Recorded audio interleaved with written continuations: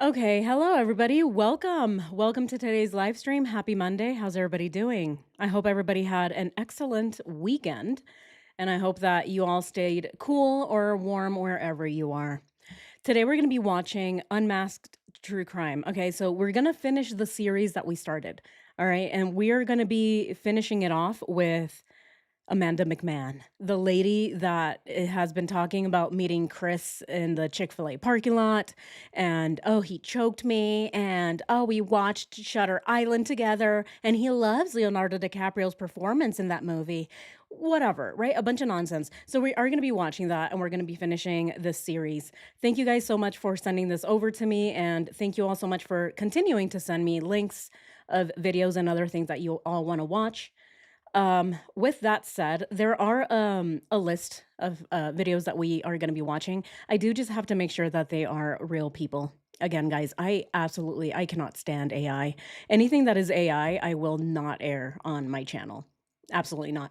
We are in competition with AI, you guys. We are in competition with them, with an artificial intelligence. Okay, they're not even real. They're not human. They AI does not request equal pay, right? AI is not going to demand a fair share of the labor that AI makes. But us people do, right? Human beings, we need to eat. We need to have a roof over our heads. And so, because of that, we are in competition with AI, especially today, guys. Today is August 24th. A lot of the changes that YouTube is making are starting today, and I've already noticed them. It's actually showing up in my own live stream. My live stream alone is actually here. I'm going to show you guys. The live streams are actually forcing us content creators to basically, beg you all for some cash. It's up here. So this is up here now. It used to not be here. This thing here, it says start goals, super chat, and gift goals are now in the plus menu. So it's showing us as content creators that this little thing here is now available and it's showing it down here. So this used to not be here, but it says it up here at the very top. Look, start a community goal. So they've made it to where it just pops up instantly for content creators, so that we can start a goal. Because here very soon they're going to start just taking away a bunch of transparency for us content creators. We're not really going to know what is counting as a view and what isn't. And so, very, very slowly, they'll start to steal more money from content creators by taking away the transparency that as content creators depend on to make a living. So, yeah. No AI channels. No AI channels. It is so crazy, you guys. Wow. Are we okay just getting a vibe? Maybe I'm wrong. A vibe? Well, yeah, I mean, yeah, guys, there's definitely a lot of things going on. Primarily, YouTube, right? YouTube, this is where you guys watch me. This is where you watch a lot of your favorite content creators. We have nowhere else to go. Where are we gonna go? China just released Billy, right? So, which would be a competitor to YouTube, but it's in China. I mean, China censors everything. So Billy isn't really a competitor to YouTube. So yeah, guys, a lot of changes are going on with YouTube and it is terrible. It is very terrible. Um, I'm not even gonna pretend like it's okay because it's not. It sucks. It absolutely sucks. On top of that, YouTube is suppressing a lot of creators, smaller ones. Um, And by the looks of it, it also looks like they are suppressing anybody that talks shit about YouTube. So maybe they'll suppress me, but fuck you, YouTube. Greedy ass corporation. They just keep stealing way more money from content creators as if they are not already a $1 trillion company. I mean, how much more money can their shareholders want? See, the thing is that any company that has shareholders, they want infinite growth forever, which is impossible unless you are going to, enslave us. But that's not actually what's going to happen. They're not going to enslave real people. They're just going to feed you guys AI. They don't have to pay AI. So if you guys are happy with just watching a bunch of AI slop, then Congratulations. Because that's really all that's gonna be, happening on YouTube from now on.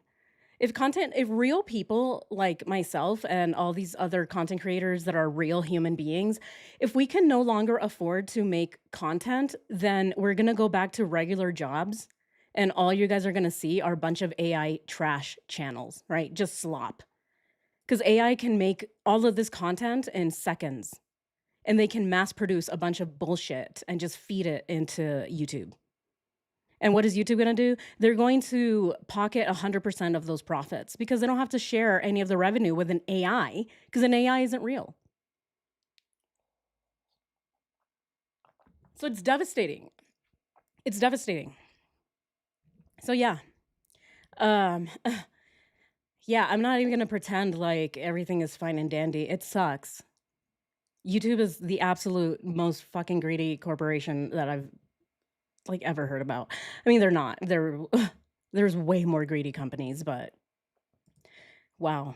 It sucks, you guys. It really does suck as a content creator, especially being a small one, right? A small content creator. I don't know how it's gonna work out, you guys.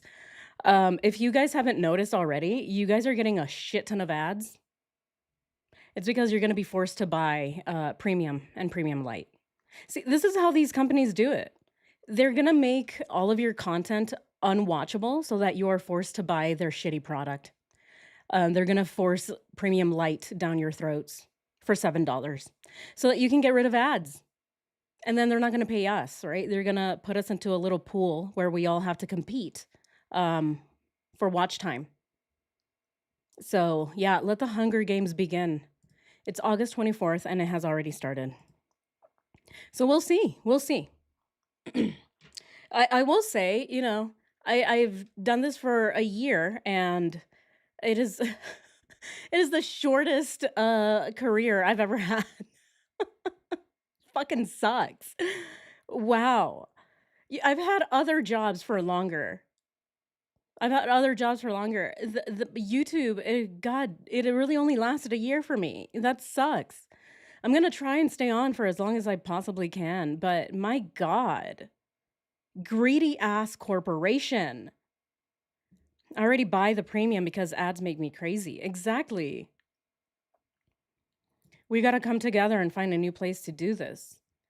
See, the best way to do it is if we all just went on a strike.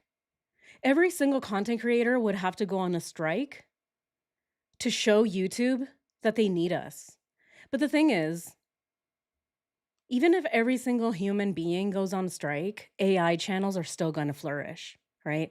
And the thing is, people still watch AI. A lot of people don't even know that you're watching AI. You can hear it in the voice, right? You can hear an AI channel say, "Huh, meh, meh, meh, meh, Shannon." That's how you know it's AI. They're not even saying Shanann's name right. So, I mean, sure, we can all strike. We can all do a global strike, but it's not going to change anything. AI is still going to dominate everything that you see on YouTube.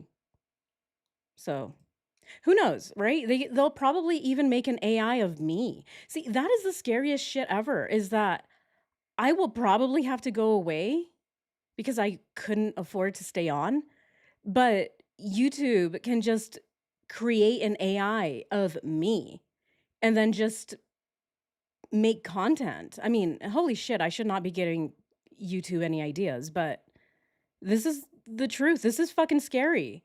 What if YouTube just makes all AI channels of your favorite content creators and you think you're watching real people, but you're watching AI? We're living in a fucking dystopian society. It's getting worse. Corporations are sucking us dry. It is so absolutely brutal. So, anyway, that's my rant for the day. It's August 24th, and today's the first day of the Hunger Games. It's starting, you guys. They've already made changes to the way that we count views. So it just makes it less transparent for us to be able to calculate how much revenue we're going to make at the end of the month. And so it really just makes it harder for us to figure out if we're going to eat or not. It fucking sucks. Oh, God, it just sucks. Huh.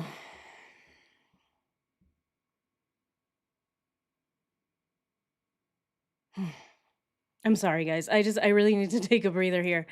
Um, where are we gonna go? Where are we gonna go? Where do we go? Billy? Probably not. What, TikTok? They only make shorts. Instagram, Facebook, they're just as greedy. They're owned by Meta.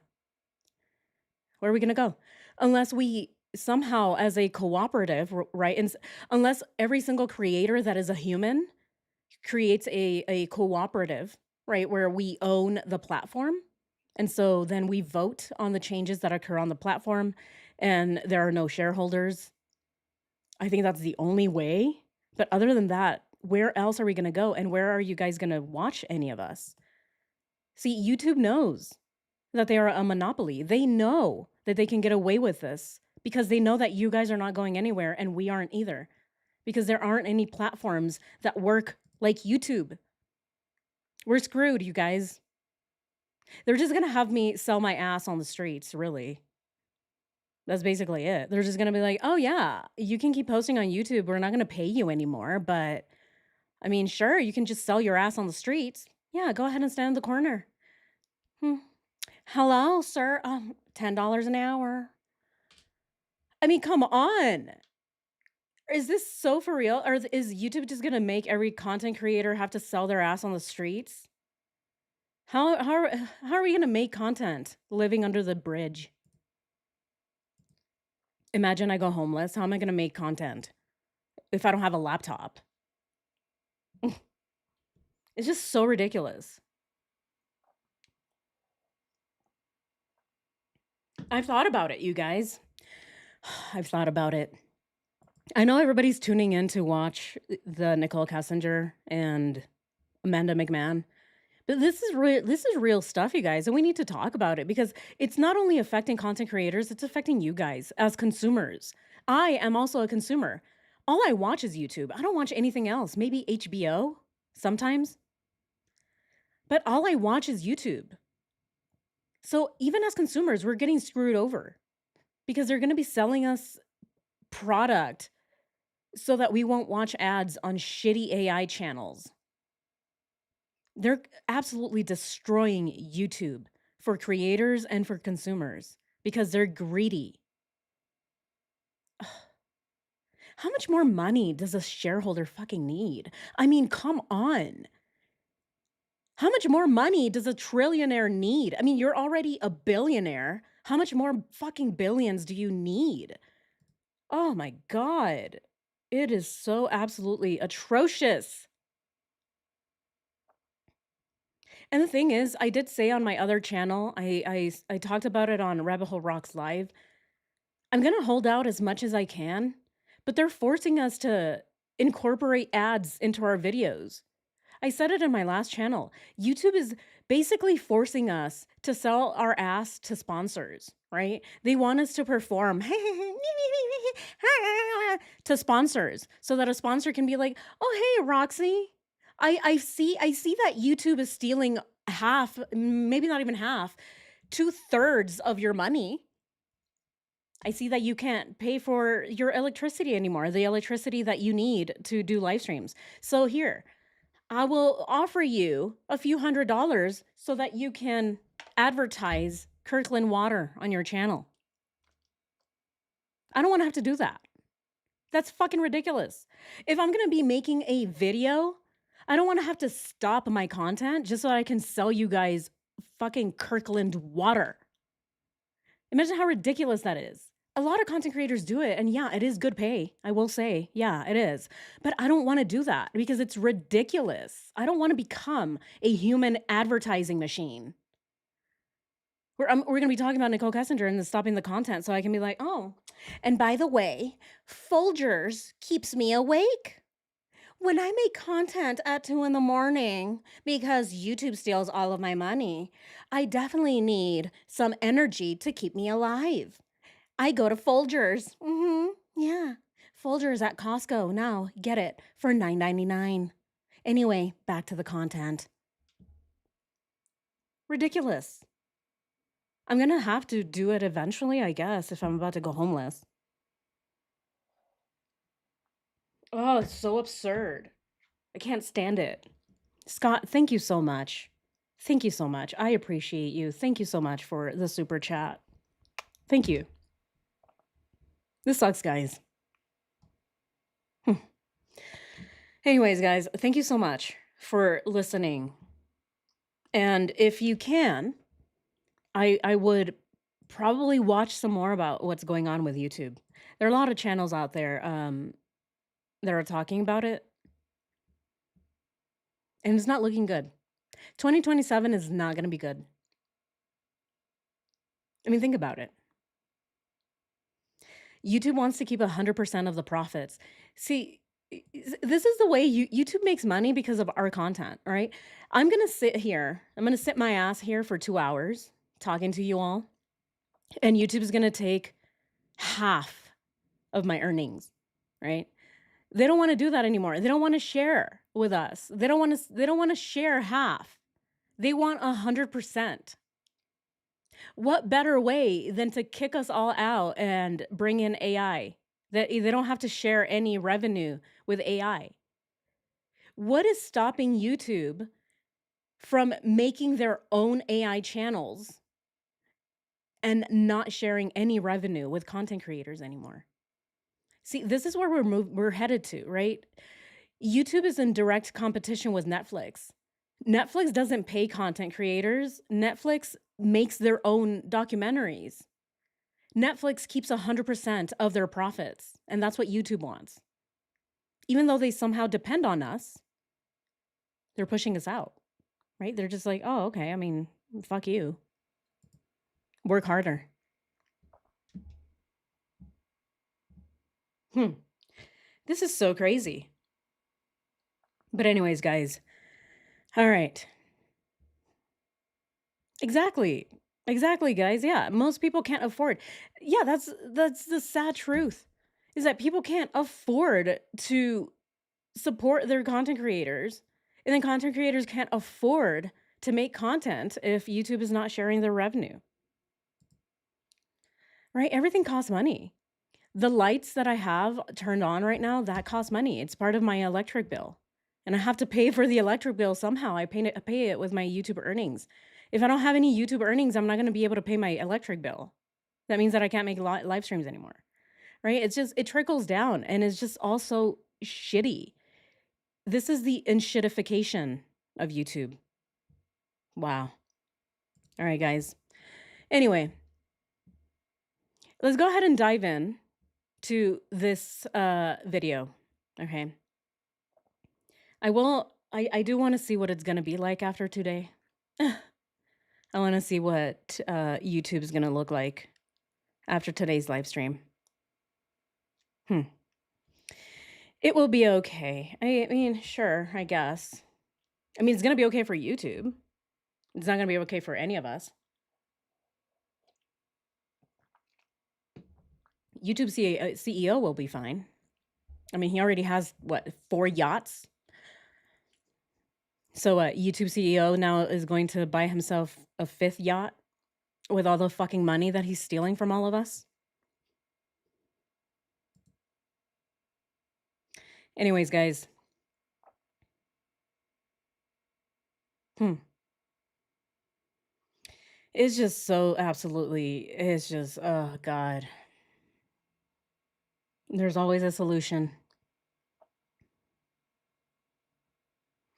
Yeah, guys. It's rough. It's rough out here. You know, I've had to think about what I'm gonna do. Like I'm not even joking. Yeah, this has been on my mind for the past few weeks ever since YouTube decided to roll out that new policy change. So it has been on my mind. I've been thinking about what I'm gonna do.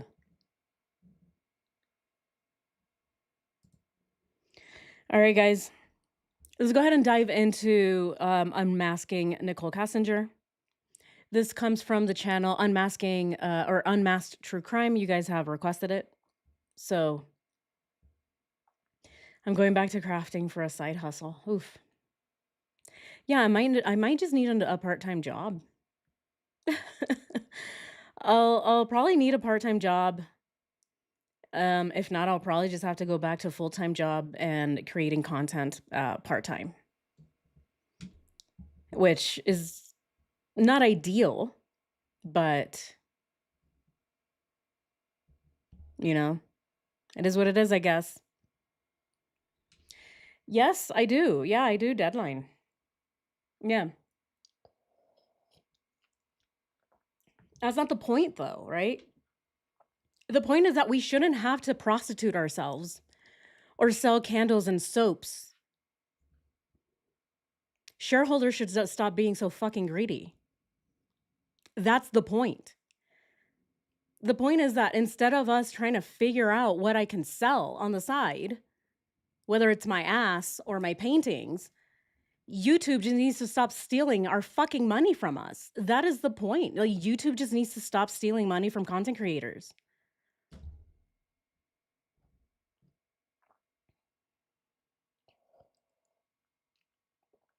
Yeah, it's so ridiculous. I hate YouTube.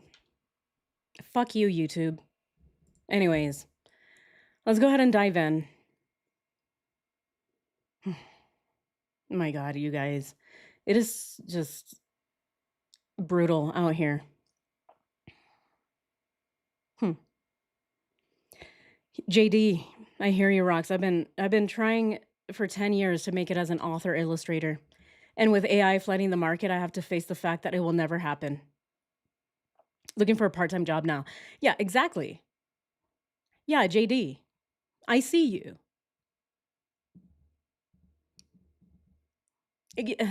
It's happening to all of us. Jeez. This sucks. All right, guys. Let's go ahead and dive into this video. So this part builds off of part 7, and it's about all of these people that started coming out of the woodwork all around the same time and their possible connections to each other and to other people in the case. Do you guys hear it? Are you guys able to hear it? All right, here we go. Here, I'm going to put the volume up a little bit. Some of these are very, very low. Just let me know. I also don't want to blast your eardrums off. All right, let's go ahead and dive in. And again, these are just things that we found on different public social media posts. And all of these people are mentioned in public discovery and are public figures. So in this video, we're going to take up where we left off in 7, which is the end of Trent's video with CBI agents in Wyoming. We'll go over the part about Damien in public discovery and then Amanda, aka Tinder Girl. So at the end of part 7, Tammy Lee had asked Trent if he would be willing to give a polygraph. He got on his phone, texted a bit, said that he was talking to his mom, that she had talked to an attorney, and they suggested he not. Yo, those lips though, I just can't. Oh man, you see how quickly I go from being pissed off to laughing? Oh my goodness. Bro, what made him think that he looks good? I don't understand. What what possessed this man to do that to his face? What is that? This is not AI, is it? This is a real photo? Oh man, it looks like 2 sausages. Pucker up. Oh man, it really does. Oh man. I just cannot. Like, buddy, what were you thinking? I don't understand it. All right, guys, let's continue. Not give one. In the interest of time, because part 7 was getting so long, I cut it off before the end of Trent's interview. But there were a few other important things and some key points that I want to hit before we move on. So after Trent has gone through this timeline of all of the times he's allegedly met up with Chris, Tammy tells Trent that they can verify all of these locations. Yo, where is he getting all of that money from? Here, I'm gonna just make it go a little bit faster. Okay, where is he getting all this money from? He did also say that Chris gave him $60 during the first meet, and then it just kept getting more expensive. I guess probably for Trent, YouTube is also stealing his money, huh? He's having to charge 150 the next one and then $280 the next outing. Wow. What's going on? Is Tinder taking all of his cash?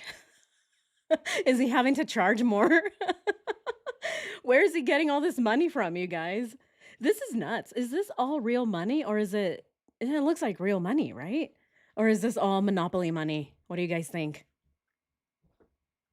All my broken lip filler. Yeah, you guys, where is he getting this money from? Look at that. It's what is this? Is this a 50? That looks like $100 bill. That looks like another $100 bill, 20 bucks. I mean, he's really showing off that he's definitely able to sling that thing. Wow. All right, guys, let's continue. With Chris's GPS on his company vehicle. She also mentions that he cannot drive his work truck at night outside of company hours, which has been confirmed by the other Anadarko coworkers. So Tammy says to Trent, "Is there a reason we wouldn't see these locations on Chris's GPS?" And Trent's response is less than confident. So, there's GPS that we know as far as, his vehicle and stuff, so we can verify all of this. So is that gonna show that he was at Centera and that he's at this Ronald Reagan Boulevard address and all of that? I mean, yeah, it should. Is there any reason it wouldn't? Not that I can think of. Or whatever he just said. Oh, I mean, unless, can you turn your GPS off? They can't, Yeah. no. oh my God. Come Not that I can on. think of. And we haven't seen much about him driving his work truck at night, because he can only drive when he's working, so some of this stuff I'm just trying to Oh, I figure all of that out, understand. Put the pieces together, yeah. yeah. So Oh, come on. Okay, he's saying, he drove his work truck. Can't he just turn off his GPS? No, Trent. See, this is how we know this guy is lying. We know that this guy's full of shit. He doesn't even know how to answer the question directly. He's like, yeah, I don't know, maybe. Can't he just turn off the GPS? No, he can't. what did he say about, did he ever make a mention, like, I shouldn't be driving this right now, or this is my personal truck, or anything like that? No, he was very, like, it was like he was very careful, but he never, like, mentioned anything about it. What do you mean he was careful? Like, he was, almost like he was constantly looking around, but I assume that was because of the situation, you know? What situation? But- Yeah, that was my next question. What situation? Oh, he's constantly looking around. Because of what situation again? What is he saying? Yeah, no, he had never mentioned anything like that. So it seems like you guys, you knew him for quite a while. So right there's another slip up, and there's so many slip ups in these interviews with him, with others, with Amanda, with NK. We've seen it over and over again. So he says that Chris was paranoid and always looking around because of his situation. Well, what situation is that? If it was because he's with another man, that could be a friend. That doesn't mean anything. If he's referring to Exactly. him, Yeah, what's the situation? What, just because he's sitting in a car with another guy? I mean, they could just be friends. They can be coworkers. I mean, sure, they could also be butt buddies, but who cares? Right? Who cares? Why would Chris have to be looking around? Oh my God, my situation. What a situation is that? What do you guys think? Here, let's go ahead and start our first poll of the day. I know, guys. You guys, I always feel so terrible when I come in to these live streams and something is happening because I don't want to put you all in a bad mood. But oh man, I am human, and sometimes I just gotta discuss these things, especially because it's just important. Um, but anyway, let's go ahead and move away from that, and let's make this live stream fun. Okay, so let's go ahead and do our first poll of the day. What situation is this man talking about? What is the situation? Okay, that's going to be the question. What is this situation? What is it? Is it A, that he's sitting in a car with a man? Is that the issue? Yeah, he did say that, Anders. He did say that Chris complimented his lips. What is the other situation? What, that he's married? But he literally just said that he didn't know that he was married until February. So then that's a lie. What would be the other situation? Oh man, you guys are just posting a bunch of lip emojis and they just crack me up. I don't know why. It's just seeing the lips just make me laugh. Well, the pillowy lips a la Angelina. Okay. What, that he's married, that he's sitting in a car with a man. What's the other one? What would this other situation be?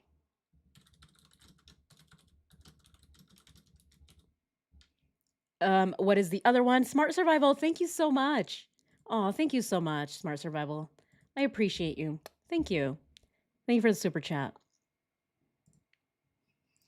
And what would the other situation be?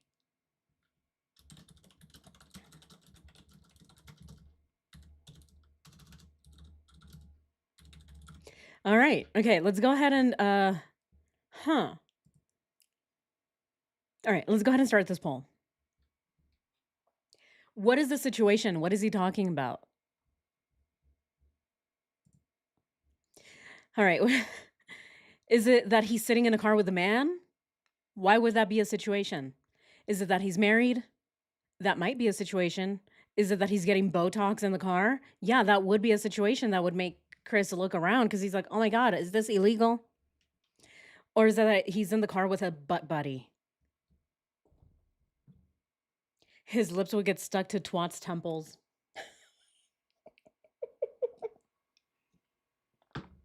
You know what I just pictured? I just pictured those fish.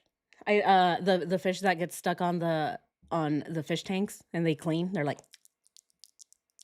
yeah, that's what I just pictured.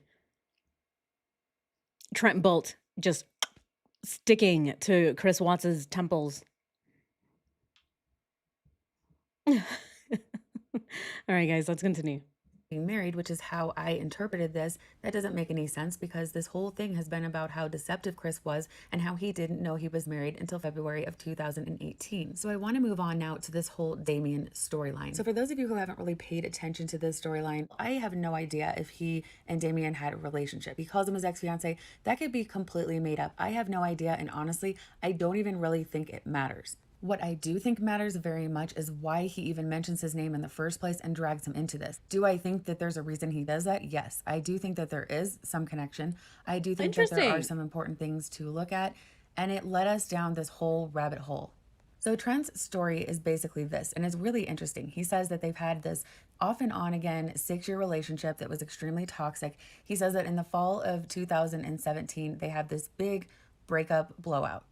Now, what's interesting is I do look for confirmation on things that are true as well as false, obviously, because we just want the whole story. I did find a video on Trent's wall where he is, and I believe it's from the 4th of July weekend that he mentions to CBI of 2017. And in this live, he's talking to some friends and he is staying in an apartment in Loveland and he's trying to figure out the remote and the Roku. So it does look like he was staying in that person's apartment in Loveland and he clearly wasn't familiar with it. And he talks about coming to downtown Denver to go out that night. And he does mention Damien to his friends and their ongoing saga or drama of their relationship. So I did question, would he bring that up to his friends if that was completely imaginary? Or does he bring it up to his friends like as if they have knowledge of it because it's true? Obviously, Tammy Lee and Coder want to know if it's true that Damien really does have this phone. I don't know why Trent would give his ex his phone if they had this horrible falling out, but they want to know if he has the phone because he's telling them that he has it. And there's all of this information and conversation between Chris and Trent on this phone. And of course, as you guys know by now, we went and got the files recently. Oh, right. Okay. I'm following. I'm tracking. So Trent supposedly gave his phone to his ex, right? But they had this terrible falling out. So how did his ex end up with the phone then? Right? If they had this horrible breakup, why would his ex have his phone? And this is the phone where all these conversations between Trent and Chris happened. So why doesn't he have his phone with him? This is very suspicious. And again, can we believe the things that are in that phone? Can we really believe it? If he's saying, "Oh, I don't have my phone because my ex has it, but also my ex hates me.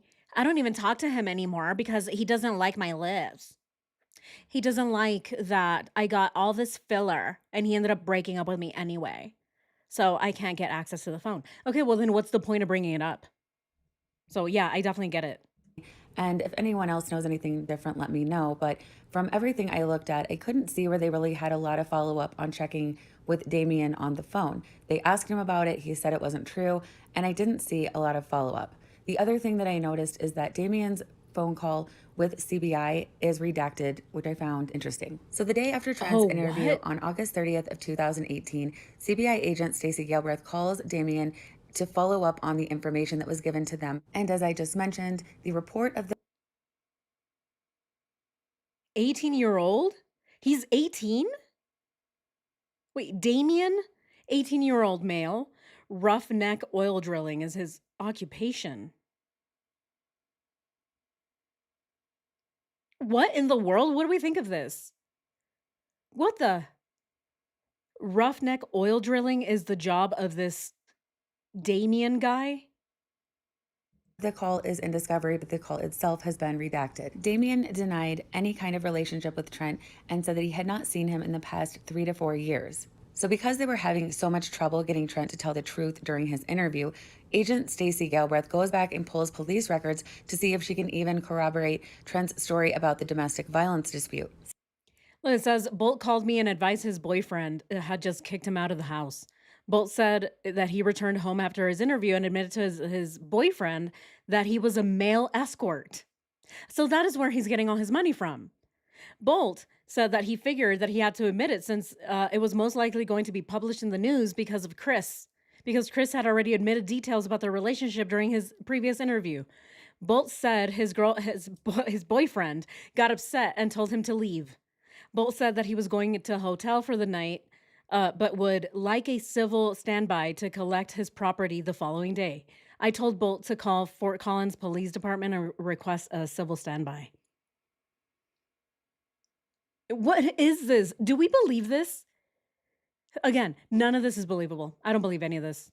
So it says in discovery that she is able to find records with Cheyenne PD, Campbell County, and Gillette, Wyoming. And remember Gillette because we'll come back to that. And another interesting thing is there is a domestic violence charge, but it has nothing to do with Trent.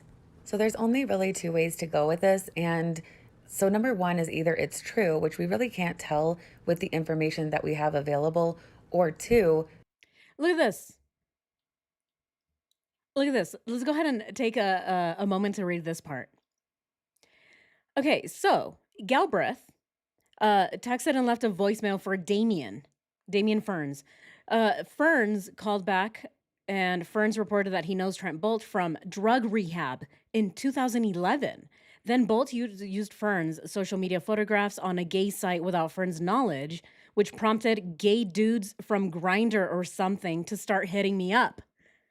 This was via Facebook Messenger 3 to 4 years ago. Ferns learned that Bolt came out as gay or bisexual at some point after rehab and started using Ferns' pictures as his own and was talking to gay guys. Ferns used Facebook Messenger to message Bolt and told him to stop using his pictures or he would kick his ass and report him to law enforcement. Bolt swore up and down that he was not. At one point, a roommate or friend of Bolt's confirmed to Ferns that Bolt had been using Ferns' photos as his own on sites. Ferns had been under the impression that Bolt stopped. Ferns adamantly denied any sexual relationship or even a friendship with Bolt. Ferns has never even hung out with Bolt. Ferns insisted that he is not gay. He said that he is blunt, and if he was gay, he would be out and admitting that he's gay. Ferns said that he felt targeted and violated by Bolt. He suggested that Bolt must have had some sort of infatuation with him. Ferns blocked Bolt on Facebook. Maybe NK met Trent in rehab. This is so interesting. So we're seeing that there is a drug rehab connection to Trent And now this Ferns guy is saying, I've never even met this guy. I met him in rehab, but he's not my boyfriend.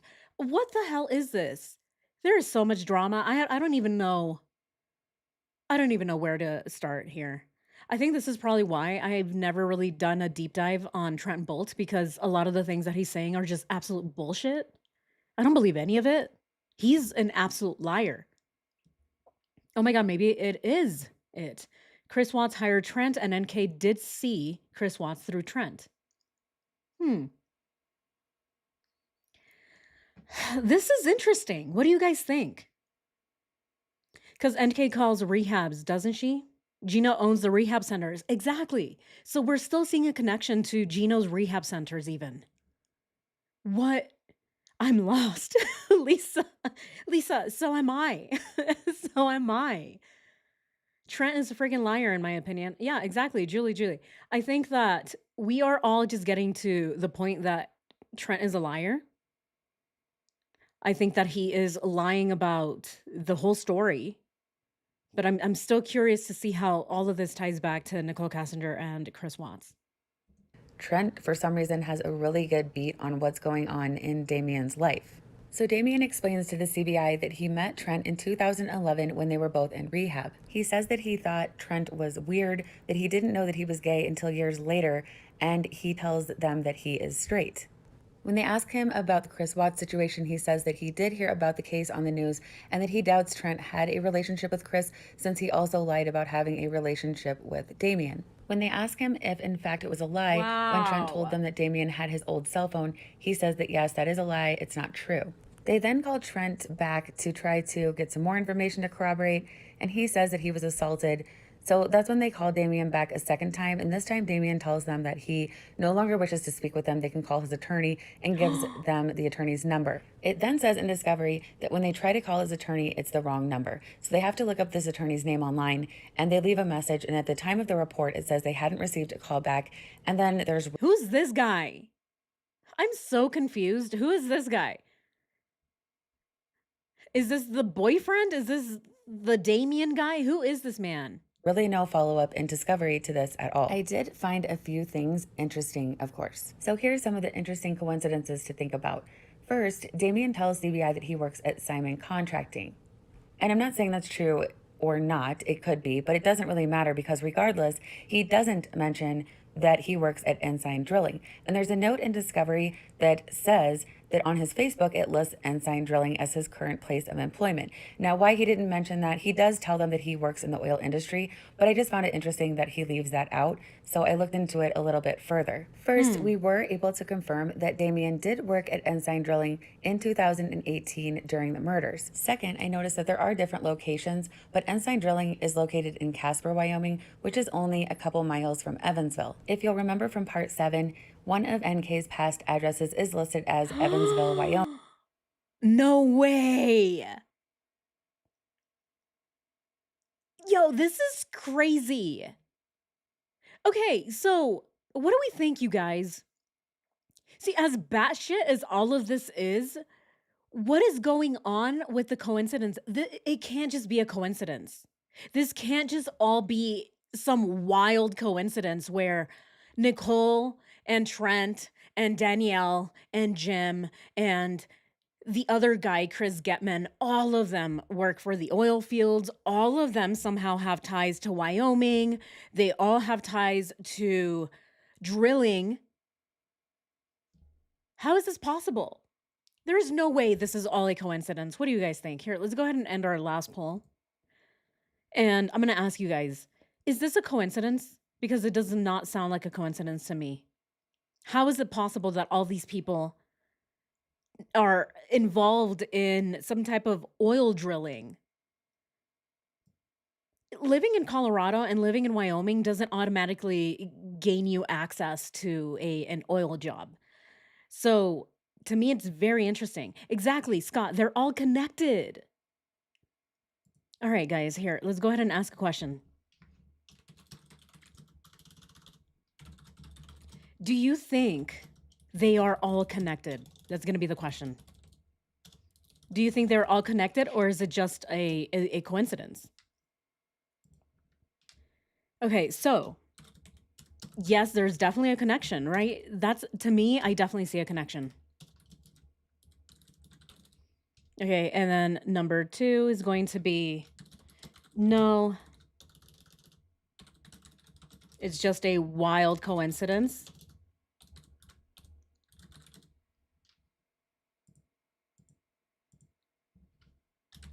Maybe, but need more evidence is going to be the last one. Okay, you guys let me know what you think. I think it's wild. It looks that way. Hmm. And again, like I said before, I haven't really done a full deep dive because I really don't believe anything that these people are saying, but I understand why the deep dive has to be done because clearly there is a connection. Aurora, Denver, Littleton, Fort Collins, and now Evansville, Wyoming. And as we know, Danielle, Nicole Kessinger's friend, also worked as a geologist, right? She's a geologist, and so is Jim, and so is Nicole Kessinger. And she also has some connection to Trent somehow. There's also a connection to Gino and his rehab. There's a connection to this Chris Getman guy who she called the day after the murders. Why? Why are all these people who's she calling? Why is she calling the rehab centers? Why is she calling all of these people that are connected in the oil fields? Right. I agree with you, Julie. When multiple coincidences seem to collide, it doesn't seem to be a coincidence anymore. Yeah, and I agree. One or two things, I get it, right? Yeah, it could be a coincidence. But this many? There's no way. There's no way this is all a coincidence.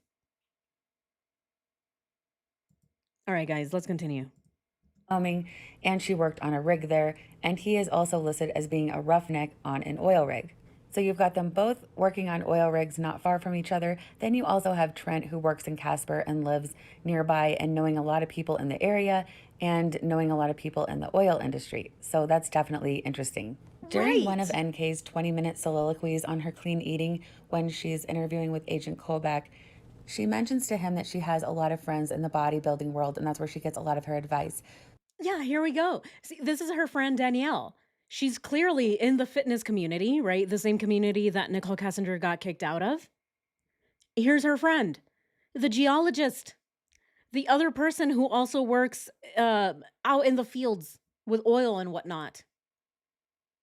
So it's just important to note that Danielle is in the bodybuilding competitive world, as is Damien. So, of course, we can't confirm the validity of what Trent is saying, but you can see that they are all in the oil and gas industry or know people. They are all in very close proximity. And I do think it's weird that Trent drug him into this at all. And as we get into Trent's mom's statement, we'll go back into that. Yeah, you guys. Yeah, that is Danielle. If you for all of you who are wondering, this is Danielle, her friend. This is when we see Nicole Kessinger at that funeral, it was her mom that passed away. Danielle's mom passed away. And we see Nicole Kessinger at the funeral for 2 seconds right after she was kicked out of the fitness community.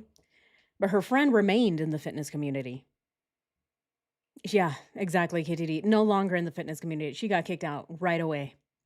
As soon as she stopped with her macro intake and she started taking in all of the cholesterol and carbs, immediately kicked out.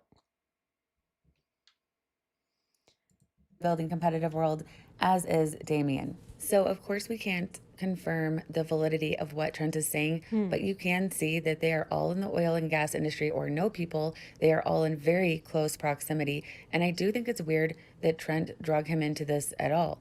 And as we get into Trent's mom's statement, we'll go back into that. On September 4th, 2018, NK brings her stacks of notes about her and Chris's relationship and things that she's remembered into the CBI office in Lakewood. This is also the same time when she's transferred over to Baumhover. So another thing I found interesting, of course, is that any subsequent conversations, interviews, anything between Baumhover and NK is redacted out of the discovery files. They weren't there this time either. And we know the communication is there because we can see it in the phone records. Just interesting that they removed it. The day after NK brings those Removed that. Yeah, they removed a bunch of shit. That is why we can't see it. Anything that you request from Weld County, a lot of it is removed. I re-requested these, and I think for me, it kind of looks like a few it looks like they removed a few extra what is it? Folders, right? That's what it looks like to me. When I when I opened it up, it looks like they removed a few folders. It's I don't know if anybody does it look like this to you guys? When I originally requested these files from Weld County, I don't remember seeing these little files. I remember seeing more, but I requested them a second time and now it's missing more things. You guys let me know. Or am I crazy? But it looks like it's missing some stuff. Notes in on September 5th, CBI agent Tammy Lee calls Trent's mom, Colleen Bolte, for a recorded statement. She's still trying to corroborate what was true and what was not from Trent's interview. During her interview with Tammy, Trent's mom's not really able to substantiate any of Trent's claims. Everything that Trent has told his family about Chris or Damien is based solely on his word. Trent had mentioned a Chris to her, but she didn't know his last name and she had never seen him. As far as Damien, she said that he had come over once about 3 to 4 years ago with a group of guys, but that actually lines up with exactly what Damien. What? Okay, look. She does not know Damien's last name.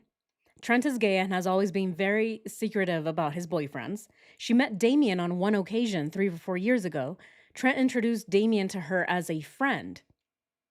Damien came to her residence with a group of Trent's friends. Trent told her Damien came over for Thanksgiving, but she never saw Damien. She invited Damien to Thanksgiving. Damien worked in the oil field and came over and ate Thanksgiving dinner later that evening. Trent has been dishonest in the past, but she cannot recall a time when Trent was dishonest about a relationship. She has never had a reason to not believe Trent about his relationships. Trent never spoke about Chris Watts. She's not sure why she believes Trent, but she is not sure why, but she believes Trent is being truthful about his relationship with Chris Watts. Okay, so this is the mom saying, "Oh, I don't really find a reason to believe that my son is lying," even though she did say that he's always been secretive about his boyfriends. She then says, "Oh yeah, but he's never been secretive about relationships." Huh? What about this? I definitely see a that this person contradicted herself, right? She contradicted herself. She says, "Oh yeah, Trent has always been secretive, but at the same time, never about relationships." Yeah, but he's secretive about boyfriends. So if she's never heard about Chris Watts, it's probably because he's never met Chris Watts. And said to CBI. Tammy asked Mrs. Bolt if Damien came over for Thanksgiving like Trent said he had. She said that Trent said that he did, but it was late after Damien got off of work and she was asleep, did not wake up, and did not actually see him. One thing that she did. Look at this. Trent told her that Chris paid him $250, $80, and then $60 on separate occasions. Right, here we are seeing the inflation increase, right? Every single month. Oh, I need to be able to increase this for inflation. So it went from 60 and then the next time $20 extra, and oh my goodness, look at this, $250 for what exactly? I mean, what was Chris paying for $250? Chris is what is he? Maybe like 15 seconds max. Imagine paying $250 for 15 seconds of fun. Trent did not indicate any payment from Chris was related to prostitution. So then what is it? What is he paying him for then? Trent told him Chris was a really nice guy and he never would have dreamed such a thing would have happened. Trent lives a very secretive life, even though she, Colleen, is very accepting of his lifestyle. Wow, okay, so he has a very secretive life. Isn't he all over social media? So how many occasions happened? Exactly, Eric. I have the same question. How many of these occasions? Oh man. Uh we seem to have all sorts of experts. What is going on here? Oh, I never saw Danielle. She looks in shape, unlike NK. Yes, you guys, yes. Danielle is a bodybuilder, right? She's definitely a bodybuilder. She's a runner. She's been, very active. She's a very active member of the fitness community. Here's some more photos of Danielle, right? Very much in the fitness community, unlike Nicole Kessinger. But yeah, what do we think about this, right? The increase for inflation. Coder saw, oh yeah, exactly. They saw right through his BS. Say that was kind of interesting is that sometime around mid-August, which is obviously around the time of the murders, she heard Trent yelling at someone inside of their home. She said that she heard Trent yell, "I don't care, you can just walk." The next morning, she got up and asked Trent what that was about, and he said that he was yelling at Damien to leave. Again, she never actually saw him. The day after Colleen Bolte's interview, Detective Baumhover brings Amanda, aka Tinder Girl, in for an interview because AKA she has Tinder also come Girl. forward and claimed to have an affair with Chris. I have listened to her interview a few times now, and I was immediately struck by the similarities between Amanda's statement and Trent's statement. First of all, it's important to remember that no one could see anyone else's statements. Discovery hasn't come out yet. And yes, Trent put his on publicly, but other than that, Discovery doesn't come out until Thanksgiving weekend of 2018. So any similarities in these statements back in August is not because they've seen what each other has to say and they're comparing. First off, Amanda tells Detective Baumhover that Okay. See, that was important to bring up. So neither of them have seen the discovery. They don't know what each of them said. So if there are similarities, it's not because they knew what the other person said. So why do we think that there are similarities? If they are lying, why is their story so similar? she met Chris and they hooked up in March of 2018. And yes, it's that month again, the month that drives me crazy because that's when allegedly Trent and Chris ended their relationship. It's when NK starts at Anadarko. If you go back through all of the series through the 8 videos, you'll see that this month surfaces over and over again. So March. interestingly, Amanda tells Detective Baumhover that her ex-husband was trying to get a job at Anadarko and that she does have friends in the oil and gas industry. And all you have to do is take a quick glance at her social media to see that that is true. She has a lot of friends in the oil and gas industry, not just in Colorado, but also in Wyoming, in Montana, and in North Dakota. So I hope you're starting to get the idea by now of why there are so many small coincidences as well. One of the reasons is because this is not Denver proper. For those of you who don't live in Colorado, up in northern Colorado, and when you go into Wyoming, it is very small and it is a place where a lot of people, you're connected to everyone and people know people. And it's not like, the huge downtown Denver or southern Colorado even. It is a place where, believably, if you're in the same industry and you're up in these small towns, you are going to know each other. Yep, this is very true. Very, very true. Yeah, currently even I have some friends that I was in the Marine Corps with, and I've run into them out here in Colorado, and having been in the military so long ago, seeing someone that was in the Marines and in the same unit as I was, to me it's very surprising. Like I get so weirded out when I see someone out here or just randomly that we served in the Marines together. But a lot of these guys are actually not all that surprised when they see other Marines because a lot of these Marines are also still working in the oil field. And if you're up north, if in northern Colorado or Wyoming or Montana, you're going to meet other Marines that you may have served with in the Marine Corps, and they're now in the oil field. So it is a very, very small world. It's very, very incestuous, even where yeah, like moving from one company to another, you still see the same coworkers because it is such a small community of oil field workers. So, yeah, I definitely get that. So, because of that, I also think it is even more coincidental that all these people know each other. Because, like she said, right? It's not Denver proper. It's not a big city where you're running around Target and you're like, oh my God, look, Nicole Kessinger. No, it is up north. It is the towns are just so much smaller. It is yeah, just smaller communities where everyone knows each other. So I think even that makes it even weirder that Nicole Kessinger is somehow still tied to all of these people up in northern Colorado, Wyoming, and Montana. It's strange. But is it a coincidence? Or is it just that the community is really that small? Is it possible that Nicole Kessinger and Chris met because they were in the oil community, right? So many of you have actually brought this up before. You've said that maybe the theory is that if they didn't meet at the gym or at this hospital, then they probably did meet in the oil fields. What do you guys think?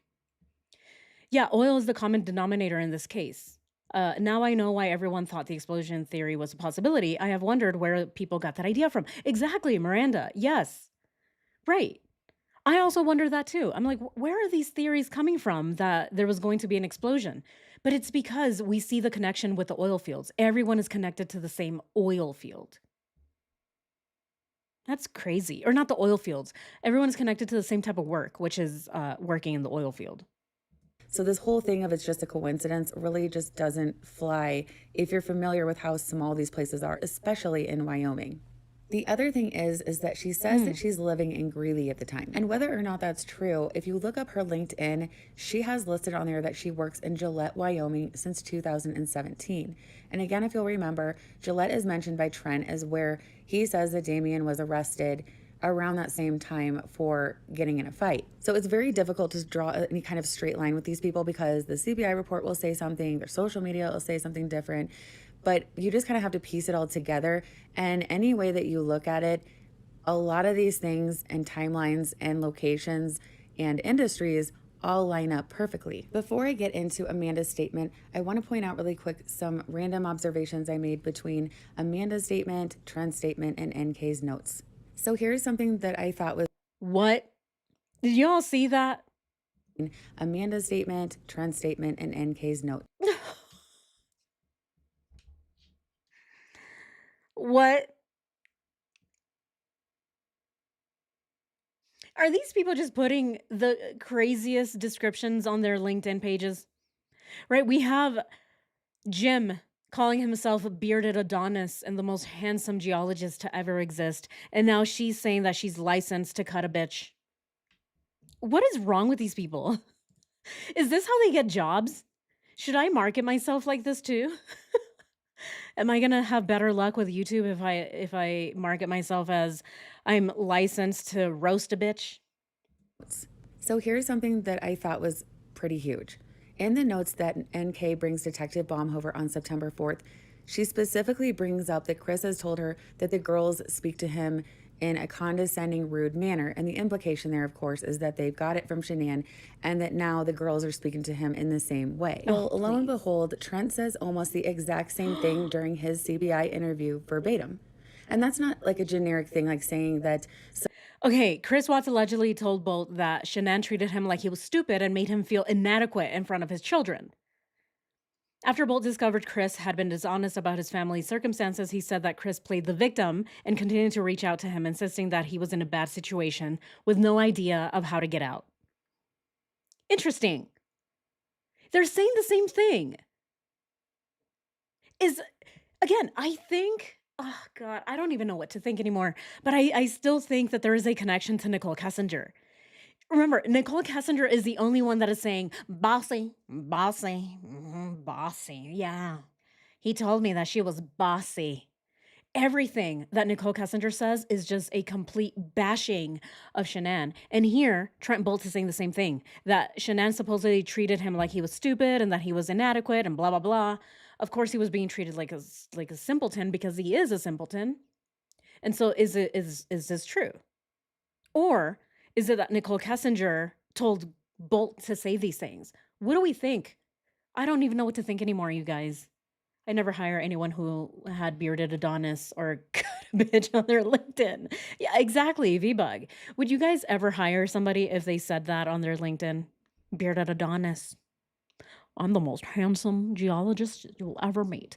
Okay, yeah, that's great. Well, show me your degree. Like, do you know anything about geology? I don't really care if you're handsome. I just want to know, do you know anything about rocks? Wow. What do we think, you guys? NK is the common denominator. Too many coincidences colliding. Yes. Right. This is way too many coincidences, you guys. Here, let's go ahead and close our last poll. Shall we? Well, look, we have 67 votes. And 78% of you say that there is a connection. Maybe what we need more evidence is 16%. No, it's just a wild coincidence. 6% of you say it's just a wild coincidence. Really? These many coincidences? All right, what about here? They're connected. Even Amanda and NK use the words like bud, buddy when speaking to twats. Exactly. V-Bug, yes. Buddy. Oh, my buddy Jim, says Nicole Kessinger. Yeah, I had my buddy over, my buddy Jim. And this lady is supposedly texting Twisterfer and calling him Bud. Hey, Bud. How's it going, Bud? And then Chris is like, let's go get some sandwiches together. Let's go eat some chicken. This is about to turn really, really bad, is what Chris says, supposedly, just because they're going to eat chicken together. Okay, what do we think about this? So the question is going to be, why is Trent repeating the same things as Nicole Kessinger, right? Remember, they haven't seen each other's statements. So if they're saying the same thing, it's because they spoke, in my opinion, right? All right, why is Trent repeating the same thing as NK?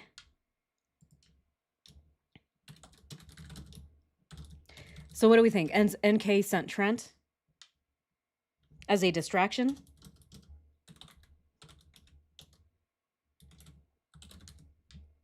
Do we think that... What else? Trent is telling the truth, which I don't think so. Okay, what's the other one?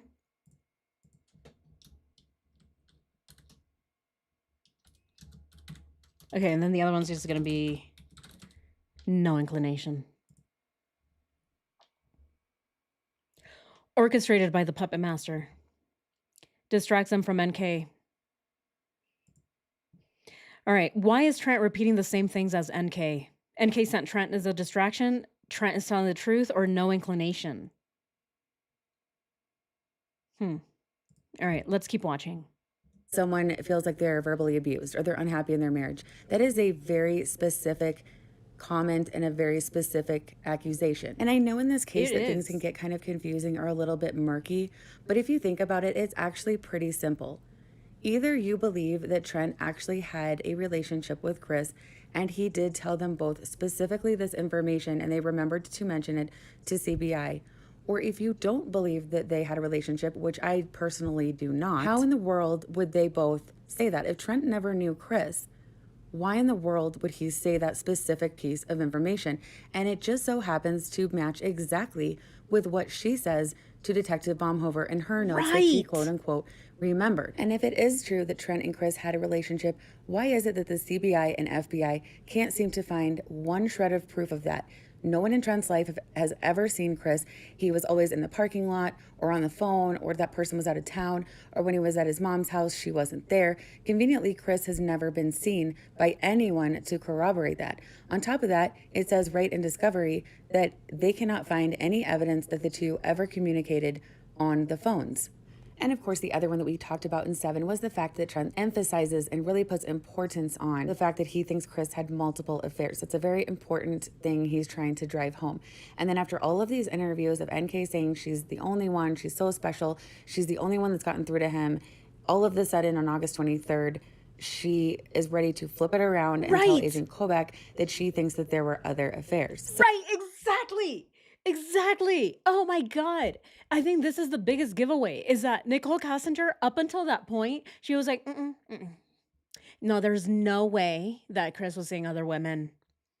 I'm the only one he had time for. And as we know, yes, it's so true. Let's go ahead and pull up our calendar. When we look at the calendar, there is no way in hell that Chris had any time for anybody else. There is no way. Look at how busy the schedule was. He was seeing Nicole Kessinger every single week. every single weekend. When would Chris have time to meet up with women or men? When? Nicole Kessinger even said herself, oh no, he was way too invested in me. There is no way that the man was seeing anybody else. And then all of a sudden, she flips the script. On August 23rd, right, her last interview, she starts saying, oh, you know what? Maybe, actually, it's possible that he was seeing other people. All of a sudden, right? All of a sudden. Interesting. Interesting that she didn't say that in the first interview. Neither did she say it in the second, nor the third, nor the fourth. She says it in the last interview when she's getting ready to leave. When she's doing the whole, oh, Kevin, look at my throat. Do people know that I'm your witness? When she's still reaching, right? She's still fishing for information. That very last week, all of a sudden, she's like, you know what? I think he might have been cheating on me with other women. You know what? It's so possible that he was seeing other people. How? How? When? When was he going to have time to see other people? There is no way. When? Well, he was in North Carolina? Because even if we see that, right, we can just go ahead and look at the phone records. When we look at Nicole Kessinger's own phone records, it shows us that every waking hour that Chris was able to call her, he did. He called her at 9 p.m. when he was away from Shanann. Shanann was probably already asleep. The girls were asleep, and he's calling her for a whole hour. On the second, he called her again at 9 p.m. for a whole hour. On the third, he calls her again at 9 p.m. and they talk for 14 minutes. On the fourth, again. Look, like clockwork. It's almost every single time he calls her at 9 p.m. Look, for 42 minutes. He calls her again, 10:33 p.m., 89 minutes. So when does he have time to be with these men and women? He doesn't. He doesn't. He has no time. So why is all of a sudden Nicole Kessinger saying, oh yeah, no, I think it is possible. Yeah, he was probably seeing other people. When I was turning my back, when I was getting the exfoliation treatment, he was cheating on me with another guy at the sand dunes. How is that possible? No. The calendar does not show that he even had any time to be with anybody else. Not that Nicole Kessinger would allow it in the first place, right? I don't even think Nicole Kessinger would have ever allowed that. How? Yeah, twats couldn't even take a shit without NK knowing about it. No chance. Exactly, V-Bug. There is nothing that Chris could have done without Nicole Kessinger knowing about it. I mean, for fuck's sake, even when Chris was gone in North Carolina, she was Googling wedding dresses for 2 whole hours. Where? Where could Chris have done any of these things? Never. He never had time. So with that said, let's start with Amanda's statement, and I'll show you as we go along some of the areas where Amanda's statement lines up with Trent. And what was interesting to me is it's not even the points they bring up. As you'll see, there's some misinformation that lines up as well. And in my opinion, having the same specific information that's wrong is way more suspicious than having the exact same information that's correct. Yeah, that is so true. I agree with that. Hot chocolate lover, thank you so much. Thank you so much. I appreciate you. Thank you so much for the super chat. Don't give up rocks. Everyone is here to support you. Aw, thank you guys. Thank you guys so much. I do love what I do. You know, I really love what I'm doing. So, I'm going to keep working at it, you guys. You know, even if I have to sell my ass, whatever. I guess it is what it is. So Amanda Tindergirl meets with Detective Bomb. Don't get any ideas, please. Don't get any ideas, all right? I know I already had to mention this in one of my live streams, so no, I'm joking, okay? I'll sell Gia's feet pics if I have to. I'll sell Mr. Butter's feet pics, all right? I'll sell cat buttholes. Butthole photos, but no, I'm not. No, not me. Okay, so please don't get any ideas. All right, guys, let's continue.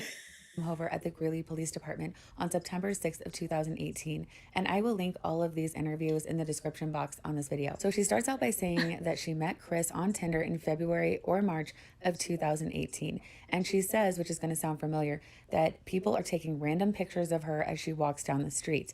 If you'll remember when Trent did his interview, Coder challenges him when he says that random people were messaging him and harassing him, because Coder basically points out, why would anyone do that if you have told no one about the relationship and no one knows yet? Believe me, bigger people involved in this case walk around Denver Metro every day and don't get recognized. So the fact that she's saying that is very fishy. I don't believe it at all. It is interesting, however, I point Huh. If I saw Nicole Kessinger in Denver Metro, I think I would recognize her. I think I would. Granted, yeah, she has gained a few pounds, but I think I would still recognize her. She looks the same. Her face, everything is still the same. I think I would recognize her.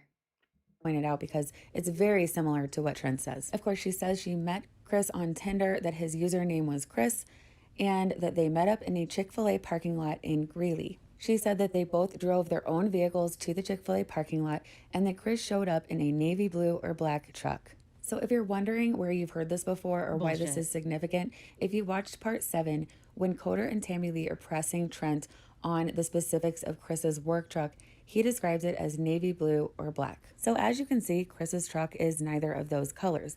So what are the odds that both Trent and Amanda would describe the wrong color in the exact same words? Here's the clip from Trent's interview regarding What? Chris's work truck. We met up then, and I invited him over. What house were you at that point?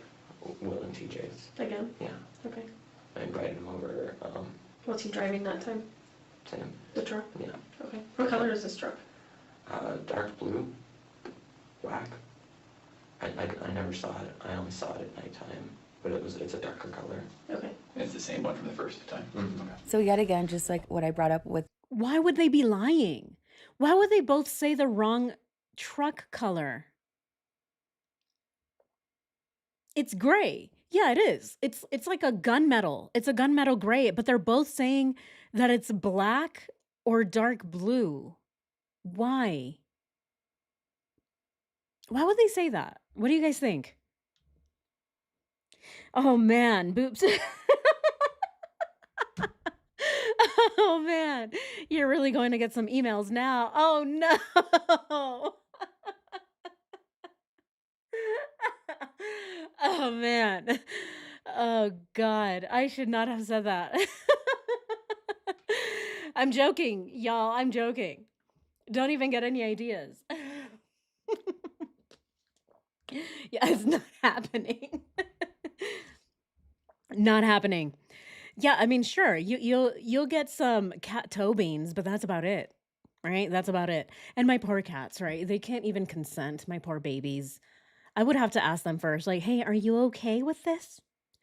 Is it okay that I take photos of your little feetsies so that I can post them online and get some cash?" Right? My poor cats, they can't even consent to that. What is Gia gonna say? Meow. That sounds like yes to me. Oh, Soily Blue, thank you so much. Oh, thank you. You're a lovely person. Thank you so much. I appreciate you. You are too. Thank you guys so much. Oh man. It's just it's rough out here. My poor cats. Right? They're going to have to start showing me their bellies a lot more often. They're just going to have to, start stretching, spread out their toes. I think those are probably the best photos that we can sell online.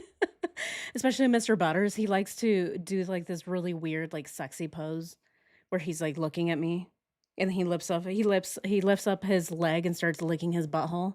Yeah, I think that will probably I think I can probably get some really good cash from that. What do you guys think?